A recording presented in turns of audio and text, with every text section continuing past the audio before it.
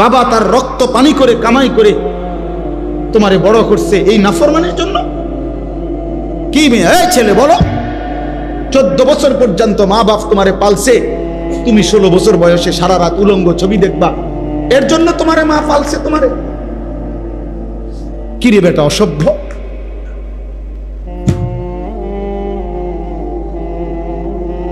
তোমার করে বুঝিয়া মা বাবা এই কষ্ট করে রক্ত পানি করে বড় করছে এ দিন রাত মোবাইল টিপবার জন্য। কার নারী দেখো? নারী তো তোমার মা, নারী তো তোমার বোন, নারী তো তোমার খালা, নারী তো তোমার দাদি। লজ্জা করে না? মনে পড়ে না ওদের কথা? তুমি ভিন নারী দেখো কেমনে, উলঙ্গ ছবি দেখো কেমনে, জেনা ব্যভিচারের দৃশ্য দেখো কেমনে। তোমার চেহারাটার কি অবস্থা, চুলটার কি অবস্থা, চেহারাটার কি অবস্থা? কার মতো চুল রাখছো? একবারও মনে পড়লো না? কার মতো? কোন কাফের, বেঈমান, ইহুদি, খ্রিস্টান, মুসলমানের পছন্দের হইতে পারে? তাদের ওরা কার মতো চুল রাখছে বলো ভাইয়া? এগুলো কি কোনো কাফেরের না, কোন ইহুদির না? বলো ভাই, বলো। এত এত রুচিহীন হইলা কেন? গুনাহ এত পছন্দ হলো কেন? আল্লাহকে এভাবে ভুলে গেলাম কেন? ইয়া আইয়ুহাল ইনসান মা গাররাকা বিরাব্বিকাল কারীম। রব্বুল আলামিন বলে, হে মানুষ, আমার মতো এমন দয়ালু মেহেরবান রব, এমন মালিক থেকে কে তোমারে ধোঁকা দিল? মা গাররাকা, এমন মনিবি কেমনে ছেড়ে দিলা রে বান্দা? এমন দয়ালু মালিক কেমনে ছেড়ে দিলা? যে আমি তোমারে 7 আসমান জমিন আমি তো দিয়েছি, প্রতিদিন সূর্য তো আমি উঠাই, চাঁদ আমি উঠাই, রাত আমি বানাই, দিন আমি বানাই, সকালের আলোটা আমি ফুটাই, রাত্রের অন্ধকারটা আমি নিয়ে আসি বান্দা। প্রতিটা নিঃশ্বাস আমার ইচ্ছাতে হয়, তোমার চোখের পলক আমি আল্লাহর ইচ্ছায়, তোমার হাত নড়ে চড়ে আমি আল্লাহর ইচ্ছায়। 24 ঘন্টা বান্দা আমি আল্লাহ লালন করি, পালন করি, গোটা কায়নাত দিয়ে তোমাকে আমি পরিচর্যা করি। এমন দয়ালু মালিক কেমনে ভুলে গেলাম? মা গাররাকা, কে তোমাকে ধোঁকা দিল? আমার চাইতে উত্তম তুমি কাকে পেলা, যাকে পেয়ে আমি আল্লাহকে ছেড়ে দিলাম? বলো বাপ, একটা ছেলে বুঝি, একজনই ভালো হও, একজন। বাবাদেরকে বলি, যে কয়জন বাবা আছেন, অভিভাবক আছেন, ছেলের বাবা, মেয়ের বাপ, আপনাদের প্রধান জিম্মাদারি, ঘরে যদি খাট না থাকে নিচে শুয়েন, কিন্তু সন্তানকে নামাজি বানান। ঘরে যদি সোফা না থাকে তো ফ্রিতে বসেন, কিন্তু স্ত্রী সন্তানকে নামাজ শেখান। এটা মুসলমানের জিম্মাদারি। আজ আমরা মুসলমান হয়েও এটা ভুলে গেছি। বাবা মনে করে আমার উপার্জন সারা দিন রাতের মেহনতের, দেশে থাকি আর বিদেশে থাকি, মাকসাদ একটাই, ঘর করা, বিল্ডিং করা, সোফা বানানো, খাট বানানো, ফার্নিচার বানানো। এগুলো বানাইতে পারলে উনি সার্থক, উনি তৃপ্ত।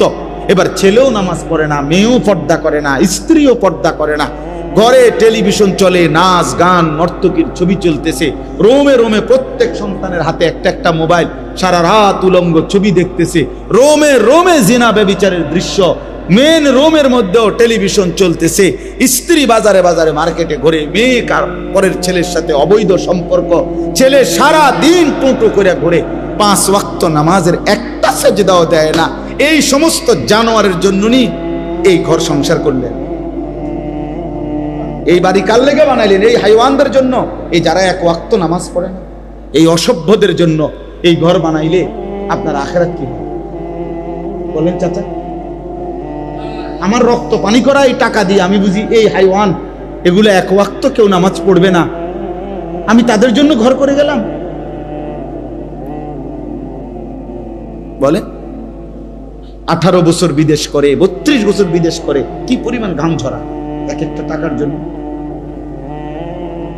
প্রবাসী কি পরিমাণ রৌদ্রে, টাটকা রৌদ্রে যারা ডিউটি করে, 14 ঘন্টা ডিউটি, 12 ঘন্টার কমে কোনো ডিউটিই নাই সৌদি আরবে। তো আমি প্রতি বছরই হজ ওমরায় গেলে দেখি প্রবাসীদের রুমে রুমে যাই মিয়া, আহা কাঁদে যে প্রবাসীরা, যে হুজুর কষ্টের কথা জীবনেও বলতে পারি না বাড়িতে।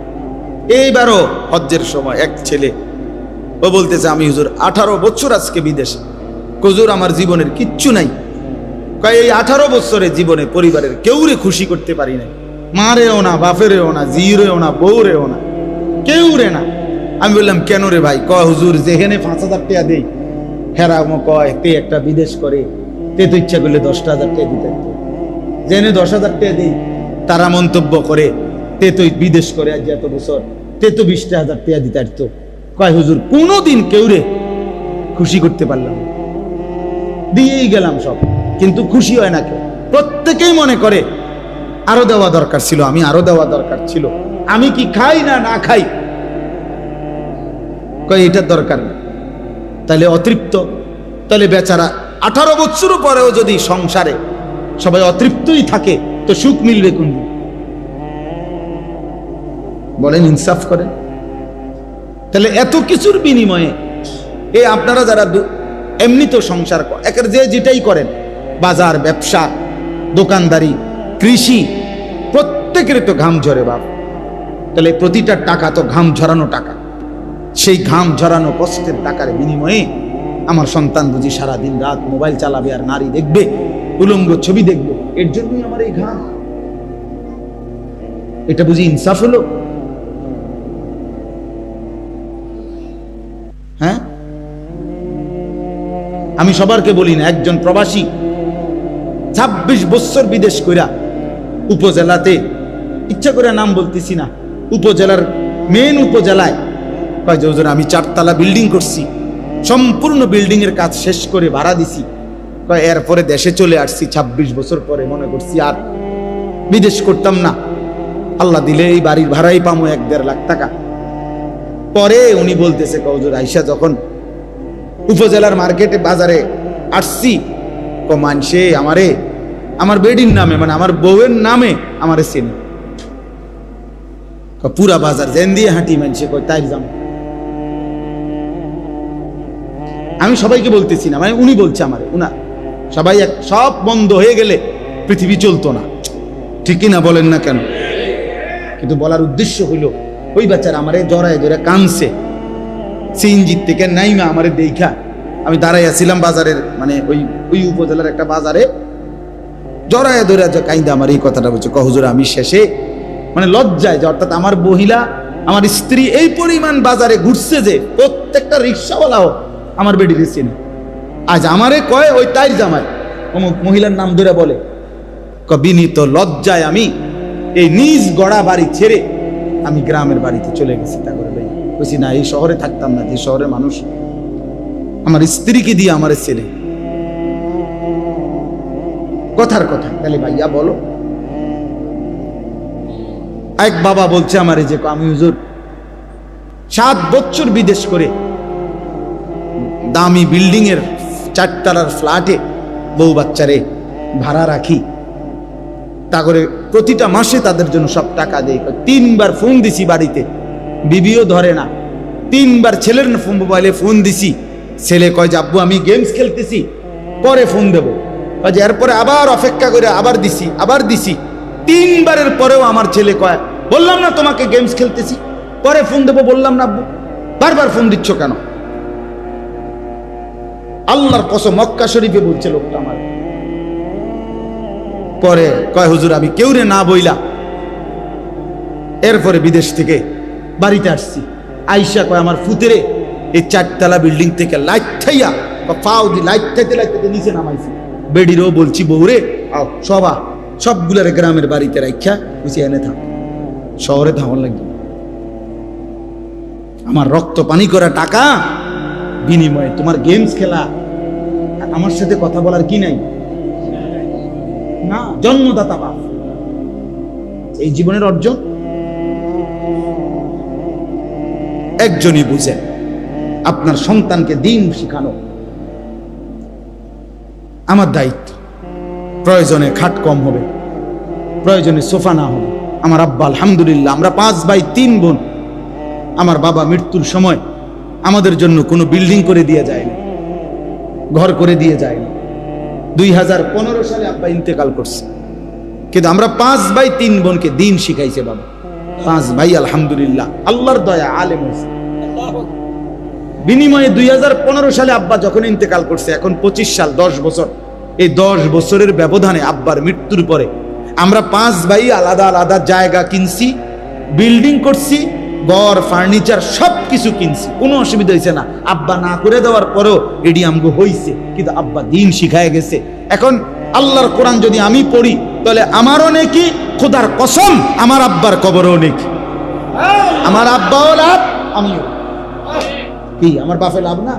আর আমি যদি আপনাদেরকে একটা কথা এখন বললাম, ওয়াজ করলাম, এটার কোনো যদি সোয়াব হয় আমার, তা আমার আব্বার কবরও যাবে, আমার আমল নামাতেও কি হবে?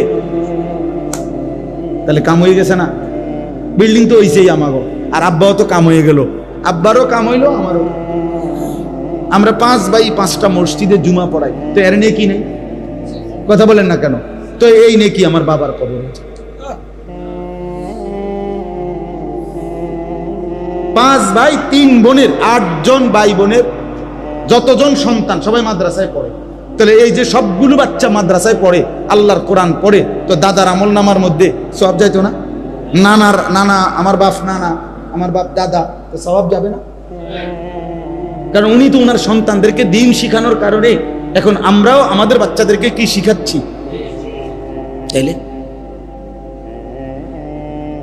এই জন্য আমাদের মূল ডিউটি আমার সন্তান, আমাদের মূল ডিউটি আমাদের স্ত্রী, স্ত্রী সন্তানের ঈমান আমল নামাজ, এটা আমাদের জিম্মাদারি। খানা আলু ভর্তা দিয়ে খাইলেও পেট ভরে যায়, 10 রকমের গোশত লইয়া বইলো কিছুক্ষণ খাইলে পেট ভরে যায়। 10 আইটেমের তরকারি যার আছে সে কোনো 1 বালতি ভাত খায় না, বরং সে একটা নির্দিষ্ট পরিমাণ খানা খাইয়েই কি পেট ভরে যায়। তো দুনিয়া তৃপ্ত, এমনিতে একটু পরে পেট ভরে যায়। আখিরাত আল্লাহ আমাদেরকে বুঝার তৌফিক দান করে। অতএব আমি যে কথাগুলো বলতে চাইলাম, ছেলেরা বাবা তোমাদেরকে বলছি, ধমক দেওয়া মূল মাকসাদ না। তোমার সাথে কোনো ঝগড়া করে আসি নাই আমি, না তোমার সাথে কোনো ঝগড়া করতেছি, তো তোমারে মনে করাই, তোমরা যে কয়জন ছেলে বসছো, তোমাদের এই ছেলেদের মধ্যে অধিকাংশেরই চেহারা বলছে তোমরা নামাজ পড়ো না। আমার বাপ কেন নামাজ পড়ো না? আল্লাহকে ভুলে থাকার মধ্যে কি স্বার্থ? নবী সাল্লাল্লাহু আলাইহি ওয়াসাল্লাম স্পষ্ট হাদিসে বলছে, সবাইকে বলি, আল্লাহর নবী বলছেন 2টা নামাজ জামাতের সাথে পড়ে না ওই ব্যক্তি, খোদার কসম নবী বলছে যে মুনাফিক। লা ইয়াশহাদুহুমা মুনাফিকুন, বিশুদ্ধ হাদিস। নবীজি বলছে মুনাফিক এই 2 নামাজে আসে না, এক হলো ইশার নামাজ, এক হলো ফজরের নামাজ। আল্লাহর নবী সাল্লাল্লাহু আলাইহি ওয়াসাল্লাম ইশার নামাজ এবং ফজরের নামাজের জামাত যে পড়ে না, রাসূল বলছে স্পষ্ট এটা মুনাফিক। হযরত আব্দুল্লাহ ইবনে ওমর রাদিয়াল্লাহু তাআলার ছেলে আব্দুল্লাহ ইবনে ওমর বলেন যে আমরা নবীজির জামানায় যে ফজরের নামাজে অনুপস্থিত থাকতো, আল্লাহর কসম তিনি বলেন আমরা নবীজির জামানায় তাকে মুনাফিক হিসাবেই ধারণা করতাম। ফজরের নামাজ যে পড়ে, উচ্চ ভাইয়া, হ্যাঁ।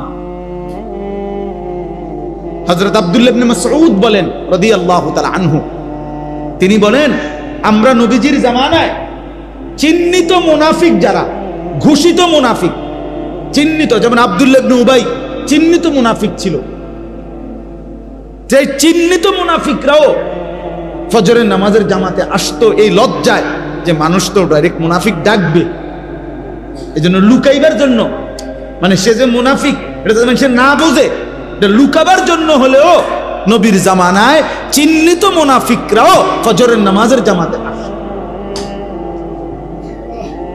তাহলে তুমি মুমিন, এবার তোমার হালাত কি বলেন? বলেন। আল্লাহ নবী সাল্লাল্লাহু আলাইহি সাল্লাম বলেন ফজরের নামাজ যে পড়ে না সে খবিস, খবিস, খবিস। হাদিস এটা স্পষ্ট। খবিসান নফস, শুধু খবিস না, রাসূল বলছে তার কলজাটা, তার ভিতরটাও খবিস, তার ভিতরটা শুদ্ধ খবিস। এই খবিস একেবারে খবিস। আর খবিস থাকে কোথায়? টয়লেটে। খবিসের মূল ঠিকানা কোথায় জানেন? টয়লেটে, পেশাব পায়খানা। কেমনে বুঝছিলেন? নবীজি সাল্লাল্লাহু আলাইহি সাল্লামের আমল ছিল, তিনি টয়লেট বাথরুমে ঢুকতে পানাহ দোয়া পড়তেন, যেটা এই দোয়ার অর্থই হলো আল্লাহ আমি খবিস থেকে কি চাই? পানাহ চাই। তাহলে বোঝা গেল খবিস কোথায় থাকে। তো নাহলে এই কথা বলতেন কেন? বিসমিল্লাহ আল্লাহুম্মা ইন্নী আউযু বিকা মিনাল খুবুসি ওয়াল খাবাইস। তাহলে বোঝা গেল খবিস কোথায় থাকে। এই জন্য এই বেনামাজি ফজর পড়ে না, যেগুলো অপদার্থ, এগুলো যখন ঘুম থেকে ওঠে, এটি মূলত বাথরুমের থেকে ওঠে, বাথরুমের টাঙ্কির থেকে ওঠে। এদের সারা দেহে পায়খানা, এদের সারা দেহে পেশাব। আচ্ছা, আরো প্রমাণ শুনেন।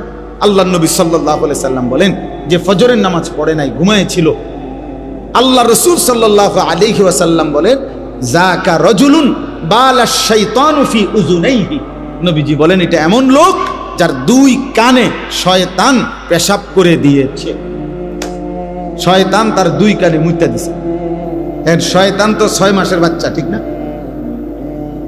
বুঝেন না এমনি কথা? শয়তান কি 6 মাসের বাচ্চা যে পেশাব অল্প করবে? শয়তান তো অনেক বয়স্ক, তার পেশাবও তো বেশি। তাহলে শয়তান কারো গায়ে মুতলে তার তো তোষক শুদ্ধ বিজ্জা যায়,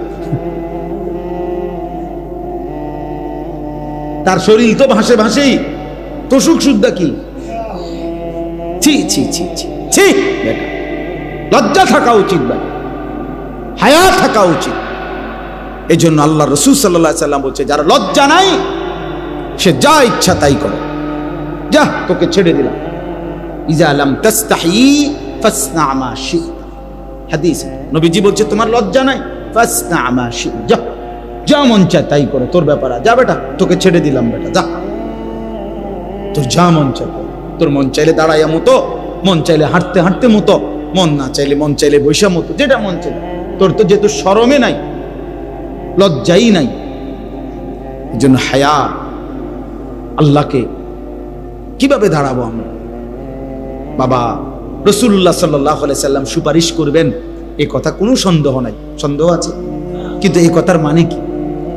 এই কথার মানে এই যে নবী কি এই কথাই তো বুঝাইছেন নাকি যে মৃত্যু পর্যন্ত তুমি গুনাহ করতে থাকো, গুনার উপরেই তুমি আইসো কবরে, আমি তোমারে সুপারিশ করে জান্নাত দেব, এটাই তো অর্থ না? কথা বলেন না কেন? এটাই তো তিনি বুঝাইতে চাইছেন। তাইলে তিনি চোখের পানি ফেললেন কেন? কাঁদলেন কেন? তায়েফে পাথর আঘাত হলের কারণ তিনি এই আমলের কথা বললেন কেন? 23 বছরে আল্লাহর বিধান তাহলে বললেন কেন? এটি কিছুই তো বলার দরকার ছিল না। তোমরা যে যাই করো করো, করতে থাকো, হাসরে আমার সামনে আইসো, আমি জান্নাত দিয়ে দেব, এটাই সুপারিশ? তাইলে ইসলাম কি? কোরআন কি? আল্লাহর হুকুম তাইলে কি? হালাল হারামের পার্থক্য কি? তাইলে জায়েজ না জায়েজের পার্থক্য কি? এটি কি? তাইলে এগুলা কি বলে? এজন্য এটা বোঝা উচিত, আমাদের ভাবা উচিত, এটা ভাবা উচিত, আমাদের এটা ইনসাফের সাথে ভাবা উচিত। এজন্য আজকে আমাদের কথার খুলাসা, কোনোভাবে ভাইয়া গুনাহের রাস্তা, শয়তানের রাস্তা, সে পথে যাওয়া যাবে না। আল্লাহ তাআলা এখানে এটাই বলছেন। এবার শুনেন, আমার তর্জমাটা বলি। 18 নম্বর পারা, 24 নম্বর সূরা, সূরায়ে নূর, এই সূরার 21 নম্বর আয়াত আমি পড়ছি। এই আর শুধু এই আয়াতের তর্জমা বলি, তাইলে শেষ কথা ইনশাআল্লাহ। আল্লাহ তাআলা বলেন, ইয়া আইয়ুহাল্লাযীনা আমানু, হে ঈমানদারগণ। তাহলে হে মুমিনগণ। এখন বলেন, এখানে এই ডাকের মধ্যে নাই কি? বুঝেন না কথা? হে ঈমানদারগণ এ কথা বলে আল্লাহ ডাক দিয়েছেন। এখন এই ডাকের মধ্যে আমি নাই, এমন আছে কেউ? আমরা এনে বুঝেন নাই কথাটা? এখানে ডাকে নাই আল্লাহ, এমন আছেনি কেউ যে না হুজুর ঠিক আছে ডাক দিছে কিন্তু এটা আমারে না, অন্য কেউ? আমরা সকলেই আছি। আমাদের ঘরের বিবিরাও আছে, আমাদের মায়েরাও আছে, আমাদের বোনেরাও আছে, আমাদের সমস্ত মুসলিম পরিচয়ধারী পুরুষ এবং নারী সকলেই অন্তর্ভুক্ত কিনা? ইয়া আইয়ুহাল্লাযীনা আমানু, হে ঈমানদারগণ, লা তাত্তাবিউ খুতুওয়াতিশ শাইতান। আলহামদুলিল্লাহি রাব্বিল আলামিন। আল্লাহুম্মা আনতাস সালামু মিনকাস সালাম, তাবারাকতা ইয়া যাল জালালি ওয়াল ইকরাম, ইয়া আরহামার রাহিমিন, ইয়া আরহামার রাহিমিন, ইয়া আরহামার রাহিমিন। রব্বানা যালামনা আনফুসানা ওয়া ইল্লাম তাগফির লানা ওয়া তারহামনা লানাকুনান্না মিনাল খাসিরিন। রব্বানা আতিনা ফিদ দুনিয়া হাসানা ওয়া ফিল আখিরাতি হাসানা ওয়া কিনা আযাবান নার। রব্বিরহামহুমা কামা রব্বায়ানি সগীরা। রব্বানা হাব লানা মিন আজওয়াজিনা ওয়া যুররিয়াতিনা কুররাতা আ'য়ুন ওয়াজআলনা লিল মুত্তাকিনা ইমামা। মাওলায়ে কারীম রব্বুল আলামিন, আমরা গুনাহগার গোলাম, গভীর রজনীতে আপনার ঘর মসজিদে আল্লাহ আপনার দুয়ারে ভিখারি হয়ে আপনার শাহী দরবারে দুইখানা হাত উঠাইলাম। আপনি মাফ করে দেন, আপনি মাফ করে দেন, আপনি মাফ করে দেন, আপনি মাফ করে দেন। আযাব দিলে আপনার কোনো লাভ নাই, মাফ করে দিলে আপনার কোনো ক্ষতি নাই, মাফ করে দিলে আপনার ভান্ডারে কমবে না, মাফ না পেলে আমাদের উপায় থাকবে না। জাহান্নামের আযাবে জ্বলা সম্ভব হবে না, কবরের আযাব সইতে পারবো না। মাওলা মাফ করে দেন, মাফ করে দেন। আল্লাহ আমাকেই মাফ করে দেন, আমার এই বাবা ভাইদেরকে মাফ করে দেন, কিশোর নওজোয়ান ছেলেগুলোকে মাফ করে দেন। ওরা বোঝে নাই মাওলা, ওরা বোঝে নাই মাওলা। ভুল তো করে ফেলেছে, আপনি মাফ করে দেন। নামাজ তো ছেড়ে দিয়েছে অনেক দিন, আপনি মাফ করে দেন। ফিরে আসবার তৌফিক দেন। আল্লাহ আপনি তো দিলের মালিক, আপনি তো দিলের মালিক। আপনি ছেলেগুলোকে নামাজি বানিয়ে দেন। আপনি চাইলেই এরা সেজদা দিবে মাওলা, আপনি চাইলেই এদের জিন্দেগি বদলে যাবে মাওলা। ইয়া মুকাল্লিবাল কুলুব সাব্বিত কুলুবাহুম আলা দীনিক। আল্লাহ আপনি চেয়েছেন বলেই তো ওমর বদলে গেছে, আপনি চেয়েছেন বলেই তো হাজারো সাহাবী বদলে গেছে মাওলা। আল্লাহ এদের মা তো মুসলমান, বাবা তো মুসলমান, এদেরকেও পুরা দিনদার হিসাবে কবুল করে নেন। আল্লাহ একটা ছেলেকে বঞ্চিত করবেন না মাওলা। আল্লাহ এই কিশোর নওজোয়ান ছেলেগুলো ভালোবেসেই এসেছে মাওলা, আপনার ঘরেই বসেছে মাওলা, আপনার কথাই শুনেছে মাওলা।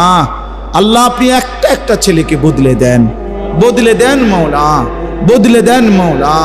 আমি ভিক্ষা চাইলাম মাওলা, আমি ভিক্ষা চাইলাম মাওলা। আল্লাহ সেজদাওয়ালা কপাল বানিয়ে দেন, কাঁদনেওয়ালা চোখ বানিয়ে দেন, জিকিরওয়ালা জবান বানিয়ে দেন, মোহব্বতওয়ালা দিল বানিয়ে দেন, সুন্নতওয়ালা জীবন বানিয়ে দেন।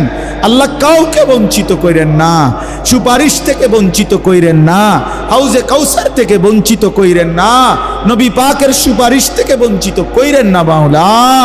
আল্লাহ আপনি দয়া করেন, আপনি দয়া করেন, আপনি দয়া করেন। আমার বাবা চাচা যারা মুরব্বী, আরো বেশি নেক আমলের তৌফিক দান করেন। মা বোনদেরকে পর্দা পুশিদা দান করেন। মা ফাতেমা রাবেয়া বসরিয়ার মতো বানিয়ে দেন। উলামায়ে কেরামকে আল্লাহ তাআলা ঈমান আমল দান করেন। আল্লাহ হায়াতে তয়্যিবা আফিয়া দান করেন। মসজিদের ইমাম সাহেবকে হায়াতে তয়্যিবা দান করেন। মুয়াজ্জিন খাদেমদেরকে কবুল করে নেন। কমিটির প্রতিটা সদস্যকে আল্লাহ আপনি কবুল করে নেন। মুসল্লি বাবা চাচা ভাইদেরকে কবুল করে নেন। সমস্ত কবরবাসীদেরকে মাফ করে দেন, মাফ করে দেন। সমস্ত কবরবাসীদেরকে মাফ করে দেন। কিয়ামত পর্যন্ত কবরের আযাব মাফ করে দেন। কবরগুলোকে জান্নাতের টুকরা বানিয়ে দেন। আল্লাহ আজকের এই ইসলাহি মজলিসখানা আপনি কবুল করে নেন।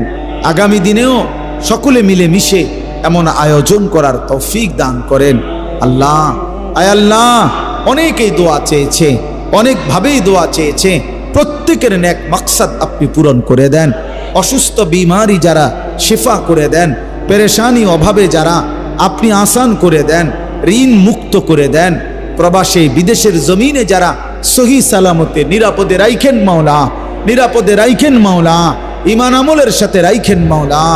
আল্লাহ, আল্লাহ আমাদের সবাইকে কবুল করেন। ফজরের নামাজ জামাতে পড়ার তৌফিক দান করেন। 5 ওয়াক্ত নামাজ জামাতে পড়ার তৌফিক দান করেন। আল্লাহ, নবী সাল্লাল্লাহু আলাইহি সাল্লামের ভালোবাসা মহব্বত আমাদেরকে দান করেন। সুন্নাতের প্রতি ভালোবাসা আমাদেরকে দান করেন। আল্লাহ, জিকিরওয়ালা জিন্দেগি বানিয়ে দেন, ফিকিরওয়ালা জীবন বানিয়ে দেন। আল্লাহ, আল্লাহ আপনি কবুল করেন। আমার দেশকে নিরাপদ করে দেন। সারা পৃথিবীর মজলুম মুসলমানকে নিরাপত্তা দান করেন। গাজা ফিলিস্তিনের মজলুমদেরকে বিজয় দেন, বিজয় দেন, বিজয় দেন মাওলা। মা কষ্ট পাচ্ছে মাওলা, এতিম বাচ্চা কষ্ট পাচ্ছে মাওলা। একটা রুটির জন্য মাওলা ঘন্টার পর ঘন্টা, মাইলের পর মাইল দৌড়াচ্ছে মাওলা। মাওলা আপনি রহম করেন মাওলা, আয় মাওলা আপনি দয়া করেন মাওলা। এ দৃশ্য মেনে নেওয়া যায় না মাওলা। মাওলা, আমার কিছু করার থাকলে আমাকেই নেন মাওলা, আমাকেই নেন মাওলা।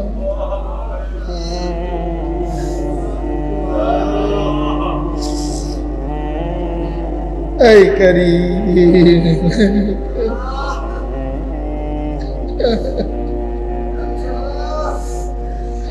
আল্লাহ,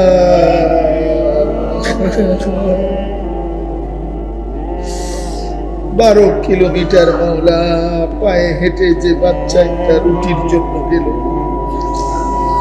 সে লাশ হয়ে ফিরে আসলো। আল্লাহ, আল্লাহ, এক টুকরা রুটির অভাবে 3 সন্তান মারা যাচ্ছে মাওলা। আল্লাহ আপনি গাজার বিজয় দেন, ফিলিস্তিনের বিজয় দেন, ইসরায়েলকে ধ্বংস করে দেন, নেতানিয়াহুকে ধ্বংস করে দেন, এই জালেমদেরকে ধ্বংস করে দেন, এই জালেমদেরকে ধ্বংস করে দেন। আয় মাওলা, আপনার বন্ধুর উম্মত মাওলা,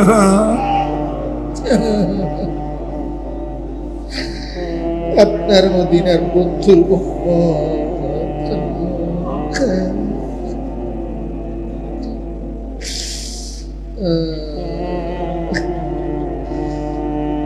আল্লাহ, এই ছেলেগুলোকে নামাজি বানায় দিয়েন মাওলা।